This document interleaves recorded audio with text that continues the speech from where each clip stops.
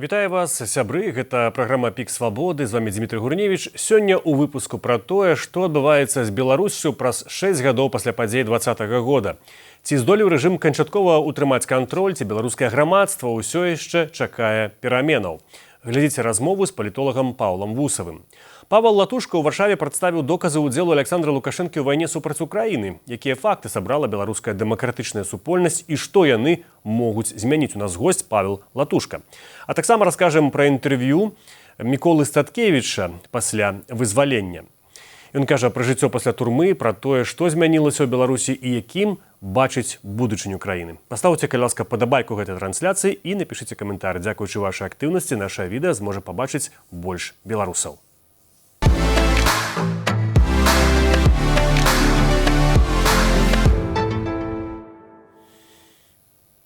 На пачатку невялікі анонс. Беларуская служба «Радыё Свабода» разам з украінскім расследніцкім праектам «Схемы» Украінскай службы «Радыё Свабода» падрыхтавалі інтэрактыўную мапу больш як 150 ключавых элементаў вайсковай інфраструктуры Беларусі.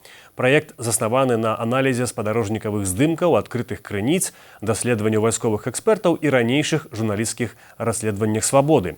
За 3,5 гады Беларусь істотна змяніла сваю вайсковую інфраструктуру. Падрабязнасці на нашым сайце свабода.орг. А мы пераходзім да галоўнай тэмы, і ўжо зараз да нас далучаецца Павел Вусаў, беларускі палітолог. Павел, прывітанне. Вітаю. Павел, мы гаворым напярэдадні 9 жніўня выбараў ці падзеі, які пачаліся ў жніўні 6 гадоў таму 2020 годзе. Все ж такі, падводзячы выснову, хто перамагае, калі казаць пра глобальную бітву за Беларусь, беларускае грамадства ці рэжым Александра Лукашэнкі? З таго, што мы агульна бачым, перамагае якраз такі Расія. І не рэжым Лукашэнка, і не беларускае грамадства.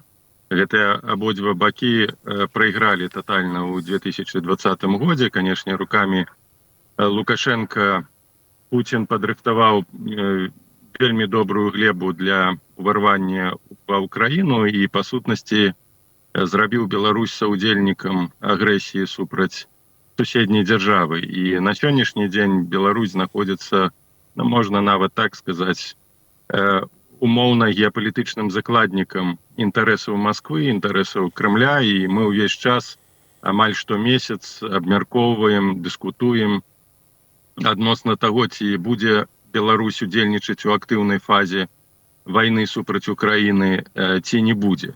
І таму пасля 6 год, пасля таго крызіса, які электаральнай рэвалюцыі, які стаўся ў 2020 годзе, сёння мы кажам пра тое, што прайграла Беларусь, прайграла беларуская супольнасць і нават прайграў Лукашенко. Але дэ-факта Лукашенко ўсё ж такі кіруе Беларуссю.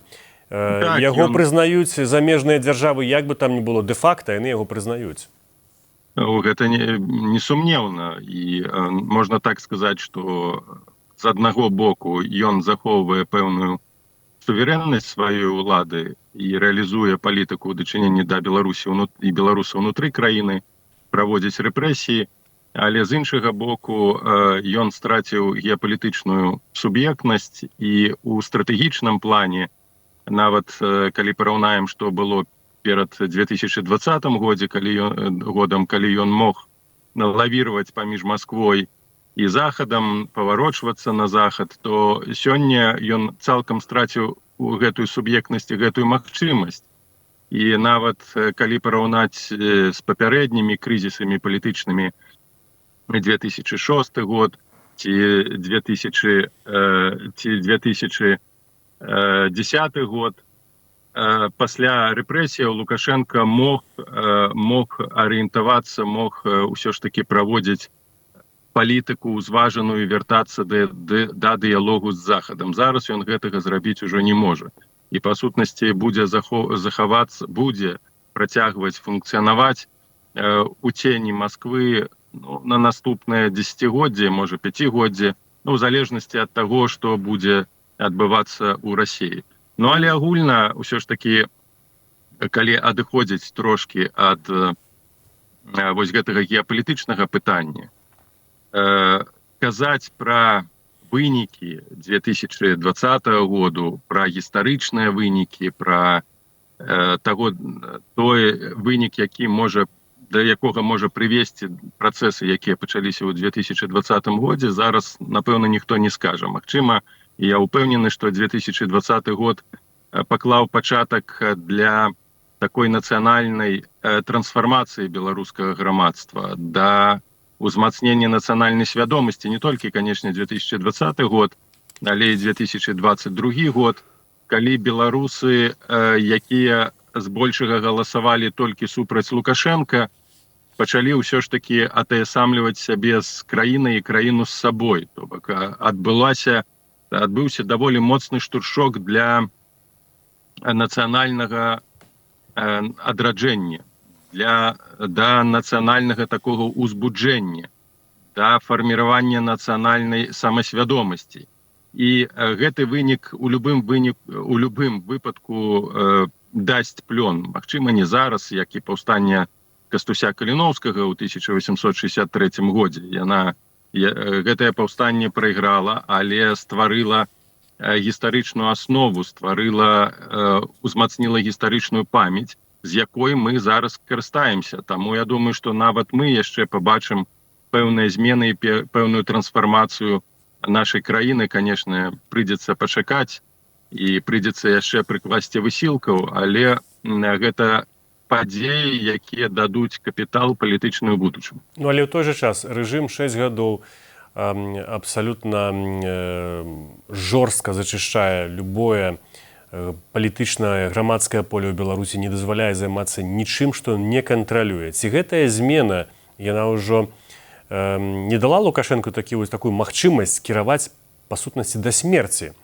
Ці яна не закатала пад асфальт любую нязгоду ў Беларусі і любы патэнцыйны пратэст?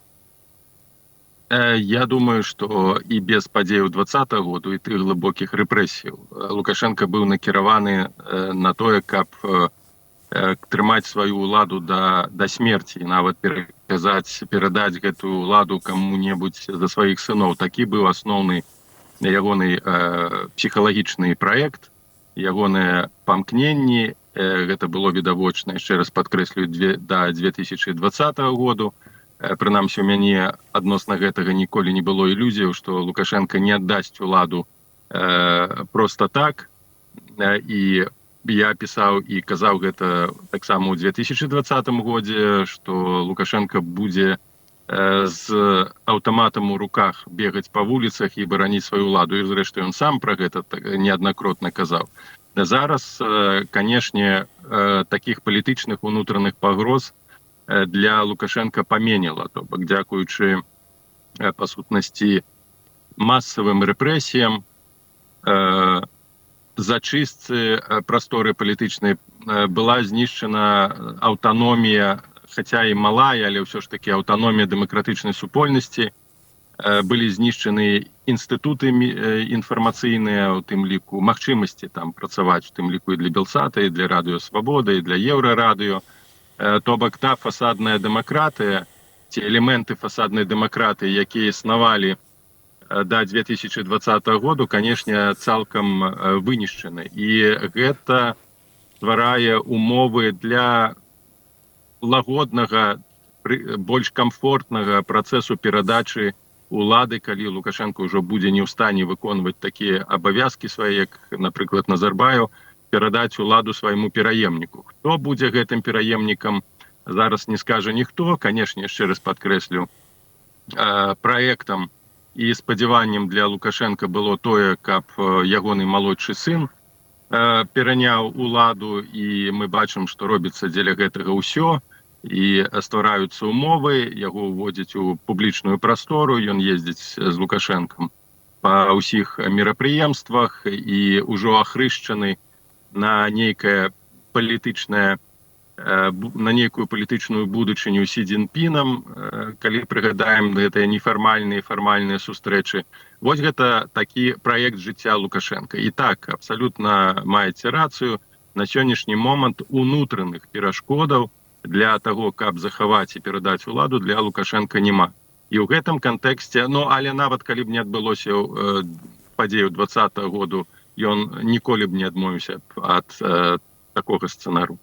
Але які сёння, вы бачыце, ключавы фактар вось некая патэнцыйная ці пратэсту, ці выказвання грамадства сваёй нязгоды, ці ёсць нейкі запальны пункт, трыгер, который можа все перамяніць? Нема на сённяшні момант такіх механізмаў унутры грамадства, бо само па сабе грамадства яно не зможа кансалідавацца, не зможа мабілізавацца. Для такіх працэсаў неабходны адмысловыя палітычныя альбо сацыяльныя інстытуты. Даволі часта тыя ж самыя беларускія дзеячы, аналітыкі прыгадваюць падзеі ў Польшчы ў 80-е годы, круглы стол 89-го году, забываючыся пры гэтым прыгадаць той факт, што у Польшчы і нават у Чэхаславакіі, нягледзячы на рэпрэсіі, захоўваліся сацыяльна-палітычныя моцныя структуры арганізацыі, як «Салідарнасць», як грамадзянскі фронт у той жа Чэхаславакіі, якія кансалідавалі і накіроўвалі грамадства на нейкія дзеянні, маглі арганізаваць масавыя пратэсты, маглі арганізаваць масавыя страйкі і прымушаць уладу да выканання нейкіх, скажем, кампрамісных крокаў. На сённяшні момант у Беларусі такіх структур няма.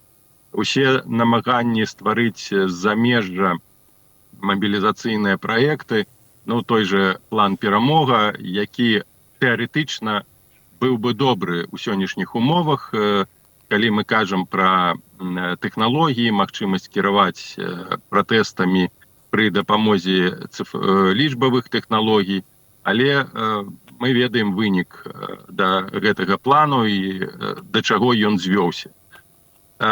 Унутраных структур, якія б арганізоўвалі пратэсты, якія б арганізоўвалі супраціў, таксама ўжо няма, бо яны капітальна былі вычышчаны. Магчыма спадзяванне на тое, што можа адбыцца працэс такой лібералізацыі мягкай, як калісьці гэта было ў Савецкім Саюзе, і ў Беларусі мы таксама перажывалі гэтыя перыяды такой лібералізацыі. Хаця Лукашенко, як мы бачым, ягонае палітычнае атачэнне цалкам адмаўляюць гэтаму працэсу, бо яго баяцца, бо менавіта такая ўнутраная лібералізацыя, лагодны аўтарытарызм прывёў да актывізацыі грамадства ў 20-м годзе. Ну, але дапусцім тэарэтычна, што такі працэс можа распачацца па розных прычынах. То тады так, могуць знову пачаць фарміравацца унутраныя сацыяльныя актыўнасці, палітычныя актыўнасці, і гэта прывядзе да пэўных зрухаў, але пры ўмове, што менавіта ўлада зладзіць так званую перабудову 2.0 унутры Беларусі. Пакуль што такіх крокаў і такіх поглядаў, такіх падыходаў з боку ўлады я не бачу, нават не гледзячы на нейкія там дыялогі з Злучанымі Штатамі Амерыкі. Ну вось вы прыгадалі нейкія структуры замежныя, што яны не маюць вялікага ўплыву, але калі ў Беларусі нічога зараз няма, то магчыма пры такім, ну умоўна кажучы, пацяпленні, там ці перабудове, аналагу перабудовы Беларусі зараз, магчыма, якраз такі гэта і выхад, калі гэтыя структуры створаныя ў замежжы вернуцца. Тут я маю на ўвазе не толькі офіс Святланы Ціханаўскай, ці Каардынацыйную раду, ці НАУ Паўла Латушкі, ёсць вольная Беларусь, якой вы таксама ўдзельнічаеце з Зяноном Пазняком. Ну, шмат структур розных, которые па натуральных прычынах могуць захавацца не ў Беларусі, за мяжой, і там інтэлектуальна, і фізічна, і, магчыма, сапраўды яны будуць граць нейкую ролю. Яны будуць граць нейкую роль, але знову зараз унутраная сітуацыя ў Беларусі не залежыць ад усіх гэтых структур, якія вы ўзгадалі. Па прычыне простай, што на сённяшні момант у Беларусі склаўся па сутнасці неотаталітарны рэжым, які не дапускае ніякай альтэрнатывы, ні палітычнай, ні ідэалагічнай, ні інфармацыйнай. За радыё «Свабода» з'яўляецца экстрэмістычнай арганізацыяй, «Белсат» экстрэмістычнай арганізацыяй. Я з'яўляюся экстрэмістам, і большасць палітычных дзеячоў з'яўляюцца ледзь не тэрарыстамі. Што павінна адбыцца, каб гэтыя структуры, арганізацыі, пра якія вы ўзгадалі, вярнуліся? Перш за ўсё, гэта умоўна добрая воля ці патрэба нейкага дыялогу з боку улады, якая будзе функцыянаваць і існаваць у Беларусі. Ну, за прыкладам, Лукашенко пабачыць неабходнасць, каб нават не захаваць уладу, а каб бяскроўна па нейкіх прычынах, напрыклад, пасля крызісу ў Маскве, паразы Пуціна, паспрабаваць захаваць прынамсі умовы спакойнага адыходу і гарантыі для сваёй сям'і, калі сістэма цалкам узята, агульная татальная прастора расійска-беларуская пачне руйнавацца. Тады так, ён можа пайсці на пэўны кампраміс, знову у залежнасці ад таго, у якім стане будуць тыя структуры, якія знаходзяцца ў апазіцыі, пайсці на крокі па такому спакойнаму, мірнаму, кампраміснаму транзіту. Злагоджанне сітуацыі ўнутры Беларусі і дазвол на вяртанне для ўсіх палітычных уцекачоў арганізацыі ў Беларусь, каб распачаць шырокі працэс трансфармацыі.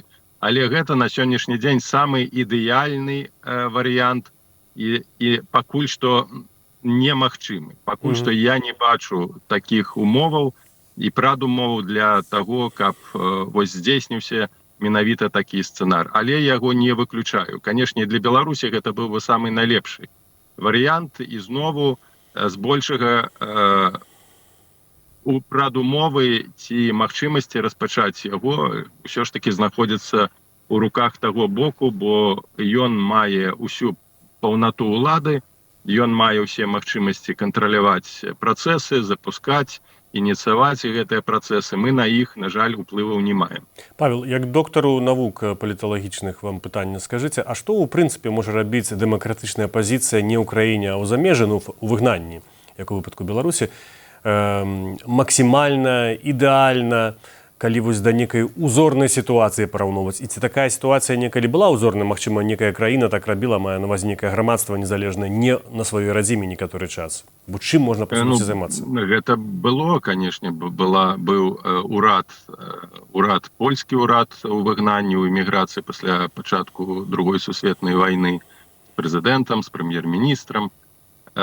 Быў у выгнанні ўрад Францыі падчас вайны, але ўсе гэтыя, з Польшай сітуацыя зусім іншая, канешне, гэты ўрад не ўдалося вярнуць, бо ўсё ж такі пераможцы дыктавалі умовы для постваеннай, пасляваеннай Польшчы. Якраз такі пад сцягам Савецкага Саюзу быў утвораны пракамуністычны ўрад на чале з Берутам. Францыі пашанцавала больш, але знову магчымасць аднаўлення дэмакратычнай Францыі, свабоднай Францыі была прынесена амерыканцамі і англічанамі. І гэтыя ўрады ўсё ж такі ў выгнанні і ва ўмовах вайны функцыянавалі не вельмі доўга. З 5 год мы ўжо функцыянуем умоўна за мяжой больш за 6 год. І яны, гэтыя ўрады, захоўваліся ў актыўнай фазе. Польскі ўрад, ён кіраваў вайсковым супрацівам унутры Польшчы. Таксама гэта рабіў і генерал де Голь, умоўна фармальны ўрад у выгнанні, які прадстаўляў Францыю і падтрымліваўся бакамі. У мірных умовах, калі на тэрыторыі не адбываюцца вайсковыя дзеянні, жыццяздольнасць структур кароткачасовая. Бо ўсё ж такі грамадзянства, якое функцыянуе ў краіне, яно не можа знаходзіцца ўвесь час у мабілізацыйным стане, не можа ўвесь час весці барацьбу, тым больш, што умовы для існавання грамадства ў Беларусі больш-менш камфортныя, і людзі вельмі хутка адаптаваліся да штодзённага жыцця. То бок наше беларускае грамадства не знаходзіцца ва ўмовах мабілізацыі і ва ўмовах вядзення ваенных дзеянняў. Таму і стаўленне да ураду ў выгнанні, да палітыка ў выгнанні паступова занікае. Такая праблема, дарэчы, узнікла з не ўрадамі нават, а з рознымі структурамі царскай буржуазнай Расіі, як можна так сказаць. Пасля рэвалюцыі 1917 году даволі шмат прадстаўнікоў былога руху белагвардзейскага было за мяжой. Узнік народна-трудовы саюз, які арганізоўваў падпольную барацьбу ў Савецкім Саюзе, але гэта не праіснавала доўга і не было эфектыўным. Таму, на жаль, трэба таксама разлічваць на тое, што паступова, нават фармальна, сімвалічны ўплыў структур без актыўных дзеянняў, без уключэння ў актыўную фазу барацьбы супраціву ў Беларусі, вось гэты ўплыў структур будзе памяншацца. І з гэтым трэба лічыцца і да гэтага быць падрыхтаваным, то бок змяняць фармат дзейнасці. Бо ўсё ж такі... На што? Фармат дзейнасці, а што яшчэ не выпрабавана беларуская апазіцыя ў выгнанні? Ну, фармат дзейнасці, ён застаецца такі традыцыйны, то бок паездкі па канферэнцыях, за мяжу няма нейкай сістэмнай дзейнасці, якая б усё ж такі хаця б мабілізавала дыяспору. Зараз адзінае, на што могуць разлічваць апазіцыйныя структуры, той же там кабінет ці той же офіс, гэта падтрымліваць ці ўсё ж такі мабілізаваць хаця б часткова і утрымліваць увагу з боку дыаспоры, той часткі актыўнай часткі беларускага насельніцтва, якая выехала за мяжу. А вось пытанне, што могуць гэтыя структуры прапанаваць дыаспоры, зараз даволі ключовае, бо ўсё ж такі тыя інстытуты, якія патрэбны для дыаспоры, у той же Польшчы, дзе яна найбольшая, яны не рэалізаваныя. Гэта школы, такія сістэмныя, беларускія, гэта, быць можа, нейкія, а-ля універсітэты, менавіта беларуска-цэнтрычныя, якія б і захоўвалі, і падрыхтоўвалі нацыянальныя эліты. Усе праекты, з якімі мы маем дачыненне, яны кароткачасовыя, яны не сістэмныя, і па сутнасці залежаць цалкам ад таго, ці ёсць грантавая падтрымка, ці яе няма. Ёсць грантавая падтрымка, гэтыя структуры функцыянуюць. Не, яны пачынаюць паміраць. І вось за 6 год тое, што не было зроблена, не былі сканцэнтраваныя рэсурсы і людскія, і фінансавыя, каб агульнапалітычныя інстытуты і палітычная актыўнасць там, дзе ёсць у большай частцы беларуская дыаспора, яна працягвалася, яна функцыянавала, яна набірала моц. Зараз мы маем дачыненне з даволі сур'ёзным адлівам. Павел, але ці гэта магчыма? Павел, ці такое магчыма, беручы пад увагу, што людзі баяцца выходзіць на пікеты, паколькі, паказаўшы ўласны твар, яны тым самым прыцягваюць увагу там КДБ, іншых сілавікоў Беларусі да сваіх сілавікоў, сваякоў. І вот зараз, напрыклад, у нядзелю будзе пікет годнасці, так ён называецца, мітынг годнасці, акцыя прымеркаваная да якраз 6-й гадавіны падзеяў 2020 года. І мы там будзем, у нас будзе таксама стрыматуль, я ўжо цяпер анансую гэта, але я быў і летась там, і многія людзі баяцца, каб трапляць у камеру, яны просяць проста адвесці камеру ў бок. Гэта... Я згодны. Давайце так. Калі людзі ведаюць, дзеля чаго рызыкуюць, што гэта будзе мець нейкі вынік, што гэта будзе мець нейкі плён, я думаю, што яны баяцца ўдзельнічаць не ў акцыях сімвалічных, якія проста прайсціся, пранесці флаг, сцяг без нейкага рэальнага выніку, без нейкага рэальнага дасягнення. Дзеля гэтага, канешне ж, людзі не будуць рызыкаваць. Яны выходзілі на гэтыя акцыі штогод, бралі ўдзел, а выніку ад проста маршу, акрамя прыгожай карцінкі, ніякага няма.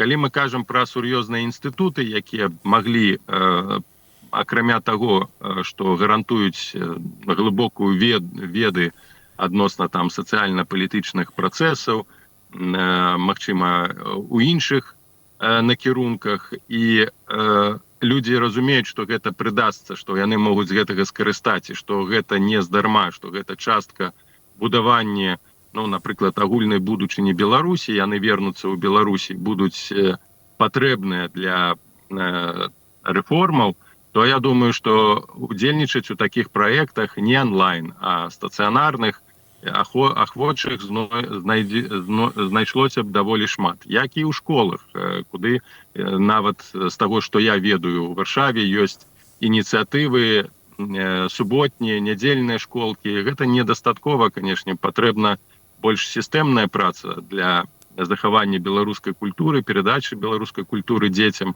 Бо яшчэ адна праблема, з якой мы сутыкаемся, жыццё за мяжой для часткі беларусаў становіцца комфортным, і наколькі я ведаю з размоваў, немало людзей не збіраецца вяртацца.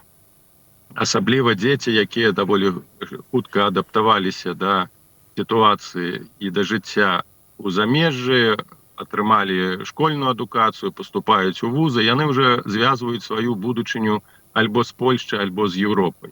А асноўная прычына таксама у тым, што няма інстытутаў, якія культывуюць нацыянальныя традыцыі, якія культывуюць нацыянальную памяць, якія культывуюць нацыянальную беларускую мову. І мы згубілі збольшага вось гэтыя 6 год, і зараз стварыць інстытуты такога кшталту будзе значна цяжэй, чым гэта можна было б зрабіць 4 гады. Гэта назад. Зараз гэтыя ініцыятывы, спробы, яны пачынаюць мець месца, але ўсё ж таки наколькі яны будуць зараз ужо падтрымлівацца, это іншае пытанне. І апошняе пытанне кароткае. А вы будзеце на канферэнцыі Новай Беларусі, якая пачынаецца заўтра ў суботу ў Варшаве? Не буду. Чаму? Вы таксама маглі б ідэі свае выказаць? Я свае ідэі выказваю рэгулярна, таксама дзякуючы і Радыё Свабоды, і не бачу сэнсу выказваць ідэі людзям, якія змарнавалі час, змарнавалі рэсурсы, і па сутнасці, акрамя канферэнцый, ніякіх рэальных крокаў і дзеянняў не прадпрымаюць. Таму легітымізаваць ці падтрымліваць гэтыя ініцыятывы я не збіраюся. Свае ідэі я агучыў у 2020 годзе, у 2021 годзе. Тым не менш, яны не былі пачутыя. На сённяшні момант, я думаю, самыя нават залатыя ідэі працаваць не будуць, бо для кожнай ідэі, для кожнага дзеяння ёсць адпаведны час. Мы свой час, на жаль, змарнавалі, і зараз якраз вось гэтая канферэнцыя ўжо прысвечана, тэмай канферэнцыі з'яўляецца в окно магчымасцяў, калі яно адчыніцца, што мы будзем рабіць. Это рэчы, якія настолькі ілюзорныя, настолькі тэарэтычныя і нічога не маюць супольнага з рэчаіснасцю, што марнаваць на гэта час і ідэі не мае сэнсу. Тым не менш, зараз у нашым эфіры прагучыць і іншая думка. Нашым госцем будзе Павел Латушка, які будзе прысутнічаць на гэтай канферэнцыі. І мы таксама будзем там прысутнічаць 2 дні, у суботу і ў нядзелю. Радыё Свабода, глядзіце наш YouTube. А зараз маім госцем быў палітолог Павел Усаў. Мы гаварылі пра здабыткі і страты пасля 2020 года у Беларусі. Дзякуй вялікі, Павел. Дзякуй. Каманда Народнага антыкрызіснага ўправлення Павла Латушкі сабрала доказы ўдзелу беларускага рэжыму ў агрэсіі супраць Украіны і прадставіла іх напярэдадні канферэнцыі Новай Беларусі, якая у суботу пачынаецца ў Варшаве. Пра то, якія факты ўжо зафіксаваныя і ці можа кіраўніцтва Беларусі панесці адказнасць, мы гаворым з кіраўніком НАО Паўлам Латушкам. Добрый дзень, Павел Павлович. Добрый дзень, вітаю вас і ўсіх гледачоў. Калі казаць пра доказы ўдзелу Беларусі ў агрэсіі, якія факты вы лічыце найбольш важнымі для будучага суда? Ну, я разумею, што паколькі будучым судом, які будзе разглядаць пытанне агрэсіі супраць Украіны, з'яўляецца спецыяльны трыбунал па адказнасці за агрэсію, тут трэба разглядаць гэтую справу ў 2 плоскасцях. Першае, з пункту гледжання міжнароднага права, мы павінны падзяляць, што такое злачынства агрэсіі, а што такое акт агрэсіі. Злачынства агрэсіі ажыццяўляецца канкрэтнымі асобамі. Акт агрэсіі ажыццяўляе канкрэтная дзяржава. Асаблівае значэнне маюць факты, якія дэманструюць аб'ектыўны бок сітуацыі. Но перадусім гэта звязана з прадстаўленнем тэрыторыі краіны для замежнай арміі, для для ажыццяўлення агрэсіі супраць суседняй дзяржавы. У гэтай сітуацыі расійская армія скарыстала тэрыторыю Беларусі супраць Украіны. Другое важнае значэнне – гэта склад і колькасць перамешчаных узброеных сіл, узбраенняў, тэхнікі, авіяцыі на тэрыторыю Беларусі. Трэці факт – гэта інфармацыя о прадстаўленні военной инфраструктуры на тэрыторыі Беларусі для нанесення удараў по тэрыторыі Украіны. Чацвёртае – гэта пытанне прадстаўлення, у тым ліку, грамадзянскай інфраструктуры, якая, напрыклад, прадстаўлялася для нанесення беспілотнымі сістэмамі удараў по тэрыторыі Украіны. І важна адзначыць у гэтым кантэксце, што ўсе гэтыя дзеянні, якія ажыццяўляліся рэжымам Лукашэнкі, былі звязаны з парушэннем міжнародных норм, пад якімі падпісалася Рэспубліка Беларусь. Перакідванне расійскіх войскаў, якое пачалося 20 студзеня 2022 года, адбылося з парушэннем адпаведных дакументаў ОБСЕ. ОБСЕ ёсць спецыяльны механізм папярэдняга апавяшчэння о пэўных відах военной дзейнасці у рамках Венскага дакумента ОБСЕ 2011 года. І в адпаведнасці з гэтым дакументам дзяржава, якая плануе военныя манёвры на сваёй тэрыторыі у колькасным складам больш за 9 тысяч вайскоўцаў, і там яшчэ акрэсліваецца колькасць адпаведнай военной тэхнікі, павінна інфармаваць іншыя краіны дзяржавы ОБСЕ. Але гэта не адбылося, а было зафіксавана, у тым ліку мы прыводзім у нашых матэрыялах гэтыя доказы, што на тэрыторыі Беларусі колькасць расійскіх войскаў перавышала 30 тысяч вайскоўцаў. Гэта пацверджана 6 аналітычнымі інстытутамі, які займаюцца военнай праблематыкай. Таксама пра гэта казаў і генеральны сакратар НАТО ў той час Столтенберг. Дарэчы, былі парушаны тэрміны апавяшчэння, бо ў гэтай сітуацыі, калі колькасны склад вайскоўцаў перавышае 9 тысяч чалавек, то краіна павінна была паінфармаваць сябры члена ОБСЕ не пазней, чым за 42 дні. Гэтага не адбылося. Вы узгадалі пра трыбунал, а што менавіта змянілася пасля стварэння гэтага спецыяльнага трыбунала па агрэсіі супраць Украіны? Ці стала больш рэальных механізмаў прыцягнення да адказнасці, у тым ліку Лукашэнкі? Так, сапраўды спецыяльны трыбунал уже створаны. Было падпісана ў Страсбургу адпаведнае пагадненне 25 чэрвеня мінулага года прэзідэнтам Украіны, генеральным сакратаром Савета Европы. Савет Европы іграе тут вельмі важную ролю. У маі ўжо адбылося падпісанне мінімальнай колькасцю неабходнай для пачатку функцыянавання спецыяльнага трыбунала краінамі гэтага пагаднення аб стварэнні адпаведных дакументаў аб стварэнні спецыяльнага трыбунала. Тады быў пройдзены гэты мінімальны парог 16 дзяржаваў. На сённяшні дзень ужо 36 краінаў дзяржаваў, і тым ліку Еўрапейская камісія падпісала адпаведныя дакументы спецыяльнага трыбунала. Наступны крок, які ажыццяўляецца менавіта ў гэтай месяцы, гэта ратыфікацыя адпаведных дакументаў па стварэнні спецтрыбунала. Я размаўляў з украінскім бокам, яны разлічваюць, што гэта павінна быць завершана да 2027 года. У 2027 годзе, прабачце,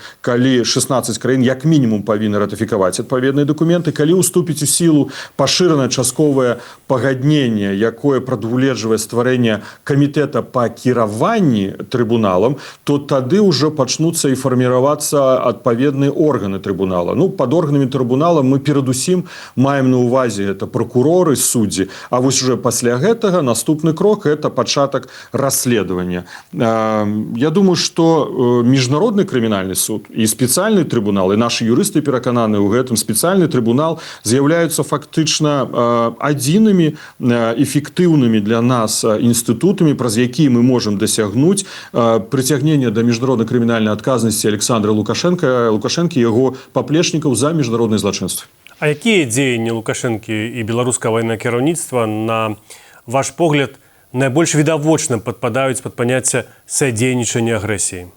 Трэба дакладна сказаць, што няма такога тэрміну ў міжнародным крымінальным праве садзейнічання агрэсіі. Каб усталяваць злачынства Лукашэнкі, нам фактычна трэба даказаць і будучаму прокурору спецтрыбунала, суддзям спецтрыбунала, і мы прыводзім, конечно, ў нашым дакладзе інфармацыю 6 элементаў злачынства агрэсіі, здзейсненага Александром Лукашэнкі. Давайте паспрабуем з імі разабрацца. Першае, што быў учынены акт агрэсіі. І тут якраз працуе адпаведная рэзалюцыя Генеральнай асамблеі Арганізацыі Аб'яднаных Нацый 3314, якая кажа, што прадстаўленне захапление территории краины з'является актом агрессии. Что и отбылось? Территория Беларуси была представлена российской армией, выкористана для агрессии супроть Украины. Так что это уже является актом агрессии. Акт агрессии поводле своего характеру, тяжкости, масштабу уявляе собой явное порушение статута Организации Объединенных Наций. И это отбылося, это зноў-таки вынікае з резолюции Генеральной Ассамблеи ООН, трактовки 3314 1974 года. И, до речі, у резолюции Генеральной Ассамблеи ООН, якая была принята 2 сакавіка 22 года, одразу після початку повномасштабного ворвання российской армии на территорию Украины, было позначено, что Беларусь осуджается за утягивание у агрессию. Менавіта не за дзейнічанне, а утягивание у агрессию. Поздней особа, мы разглядаем зараз особу Александра Лукашенко, спланавала, падрыхтавала, ініцыявала або здзейсніла акт агрессии. И тут у нас есть абсолютные доказы на гэты конт, мы прыводзім у наших матэрыялах. Асоба займала становішча, якое давало ёй магчымасць функцыянальна кіраваць дзяржаву і прымаць адпаведныя рашэнні. Тут таксама няма ніякіх сомнений. Асоба усведомляла, что все гэтыя дзеянні несумяшальнымі з'яўляюцца со статутом Организации Объединенных Наций, и что акт агрессии поводле своего характеру, тяжкости, масштаба уявляе собой явное порушение статута Организации Объединенных Наций. Вот эти 6 элементов злачынства агрессии повинны быть доказаны. Поводле нашей попередней оценки юристов, яны будут абсолютно доказаны. Спадар Павел, а ці ёсць ужо сабраныя доказы, якія могуць непасрэдна звязваць Александра Лукашенко з канкрэтнымі рашэннямі, напрыклад, размяшчэннем расійскіх войскаў, ударамі з тэрыторыі Беларусі, выкарыстаннем беларускай інфраструктуры, таму што да сих пор яшчэ некаторыя палітолагі яны спрачаюцца, а ці ён мог уплываць на гэта, ці яго перад фактам Путін паставіў, ці ён увогуле ведаў загадзя пра пачатак этой вайны, ці даведаўся, калі пачаліся першыя удары па Кіеве? Важно подкрэсліць, што рэжым спрабуе вычысціць усе доказы, звязаныя са здзяйсненнем акта агрэсіі, злачынства агрэсіі. Выдаляюцца з дзяржаўных рэсурсаў адпаведнай інфармацыі, заявы, відэапублікацыі, але ўсё ж таки нам удаецца метадам асін сабраць гэтую інфармацыю, яна знаходіцца ў нашым распараджэнні, будзе размяшчацца ў гэтай доказных матэрыялаў, якія мы будзем перадаваць Міністэрству замежных спраў Украіны, Генеральнай прокуратуры Украіны, а пазней у Цэнтр збору доказаў, які працуе ў горадзе Гага. Найбольш каштоўнымі з'яўляюцца самі выказванні Лукашэнкі. Давайте паспрабуем паглядзець. Яшчэ 29 снежня 2021 года пасля сустрэчы з Пуціным у Маскве ён публічна агучыў планы размяшчэння расійскага ваеннага кантынгента войскаў на тэрыторыі Беларусі пад выглядам вучэнняў, якія, як мы цяпер ведаем, разумеем, перараслі ў акт агрэсіі, у ўварванне ва Ўкраіну. Пры гэтым ён заяўляў, што гэта была яго асабістая ініцыятывы, што менавіта ён сам асабіста звярнуўся да Пуціна з такой прапановай. Пазней, 24 лютага, калі ўжо пачалося паўнамаштабнае фармаванне, Лукашенко літаральна заявіў, я працытую: «Падчас апошняй сустрэчы ў Маскве я асабіста прапанаваў Пуціну пакінуць пэўную колькасць узброеных сілаў Расіі на поўдні нашай Беларусі. Пасля гэтага ён дае даручэнне Хрэніну, міністру абароны рэжыму Лукашэнкі. Вы яму, Рэзнікаву, маецца на ўвазе ў той час міністр абароны Украіны, ад мяне перадалі, што пасля сустрэчы з прэзідэнтам Пуціным ён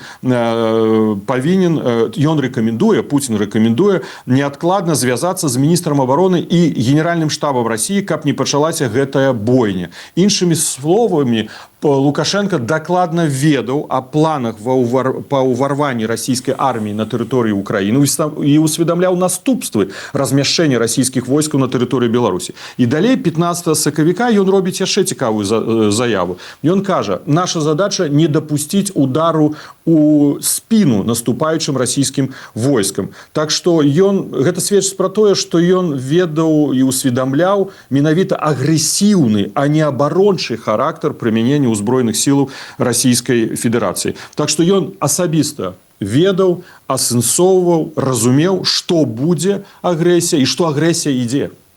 А хто, на ваш погляд, павінен стаць галоўным фігурантам такіх расследаванняў? Напрыклад, сам Лукашенко толькі, ці таксама ваеннае і палітычнае кіраўніцтва? Ну, безумоўна, сам Александр Лукашенко, які фактычна ажыццяўляў кантроль над ваенна-палітычнымі працэсамі ў Беларусі. І гэта даказуема, гэта фактычна даказана. Таксама могуць стаць Віктор Хрэнін, міністр абароны, Александр Вальфович, дзяржаўны сакратар Савета бяспекі, які ў той час ужо быў дзяржаўным сакратаром. Ну і ў той час Віктор Гулевіч, начальнік генеральнага штаба ўзброеных сіл у Беларусі, які на момант уварвання, на момант ажыццяўлення агрэсіі займаў гэтую пасаду. І якая гэта, на вашу думку, павінна і можа быць адказнасць, вось калі уявіць сабе, што гэты трыбунал пачне фармальна дзейнічаць? Ну, фармальна гэта крымінальныя прысуды. Колькі гадоў за гэта будуць даваць, гэта будзе вырашаць спецыяльны трыбунал па злачынству агрэсіі супраць Украіны. Зразумела, што для гэтага будзе праводзіцца расследаванне, пазней абвінавачванне рыхтавацца, пазней судовы працэс, і суд будзе прымаць адпаведнае рашэнне. Ну, Лукашенко сцвярджае, што Беларусь нібыта не ўдзельнічае ў вайне, а толькі дапамагае Расіі. Як юрысты разбураюць гэты аргумент? Ну, Беларусь сапраўды не з'яўляецца удзельніцай міжнароднага ўзброенага канфлікту ў разуменні міжнароднага гуманітарнага права. Аднак для таго, каб быў учынены акт агрэсіі, зусім не абавязкова, каб дзяржава сама была удзельніцай узброенага канфлікта.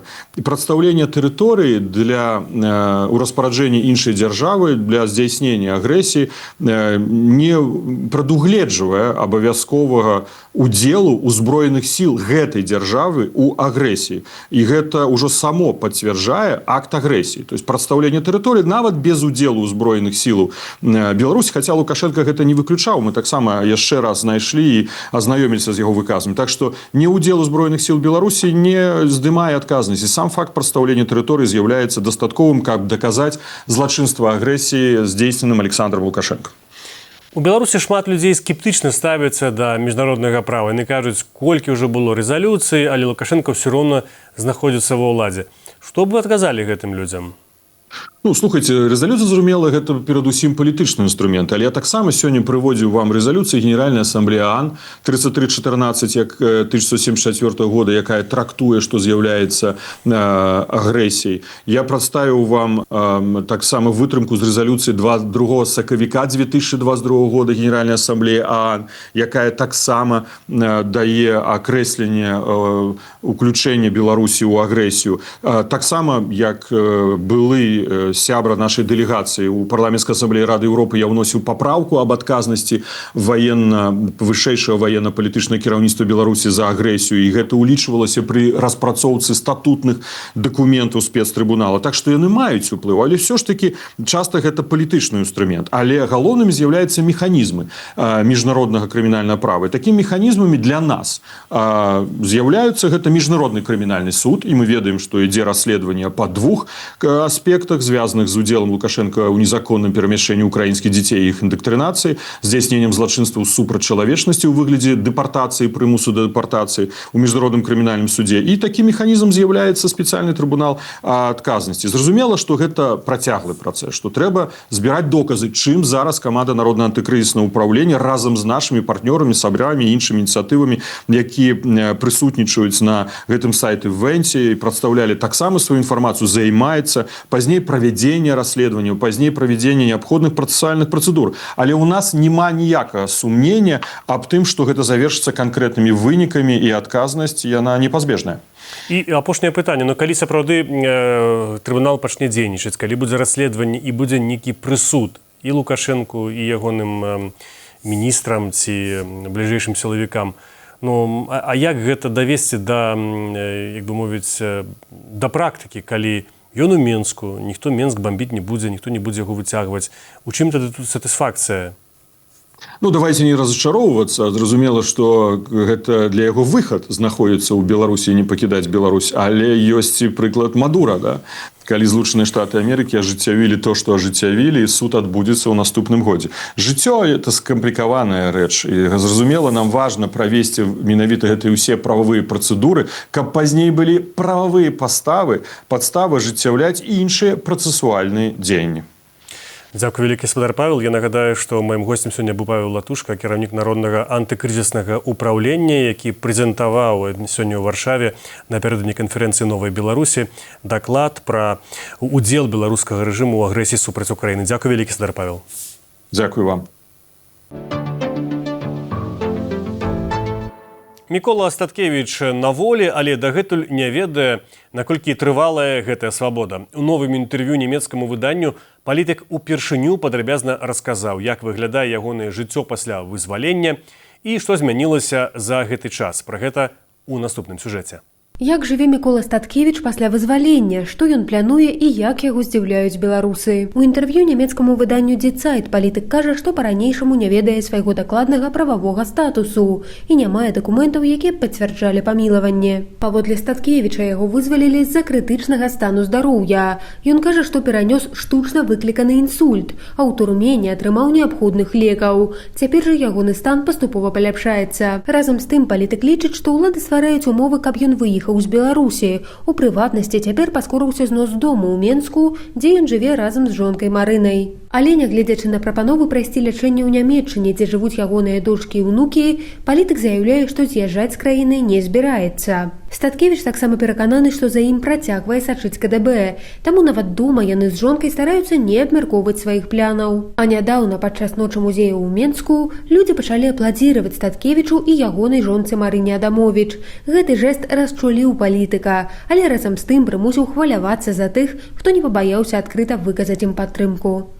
І гэта была апошняя тэма нашага выдання. Сябры, я вельмі вас прашу паставіць падабайку пад гэтым відэа, напісаць каментар, падпісацца таксама на наш канал, калі вы гэтага не рабілі раней, і быць разам з намі. Для вас у празе працаваў Дмітрый Гурневіч. Усяго вам самага добрага. Заставайцеся са свабодай.